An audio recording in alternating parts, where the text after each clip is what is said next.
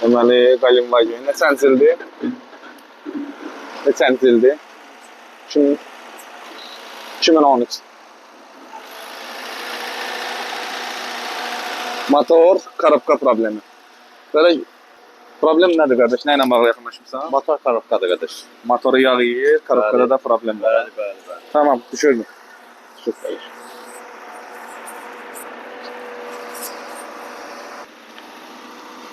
Teşekkürler. Sağlığına qismət nömrəsi var. Bizim üçün modelin heç bir fərqi yoxdur da, yəni. Onu demək istəyirəm sizə. Bax, Galimvagendir. Çalışın, bu Sanganlı motordur. O Havaldı motordur. Chevrolet olsun. Nə olmağından heç bir fərqi yox. Bu da servisimizin içidir. Chevroletlər. Bir tane de Sanganımız var, dil yazılır.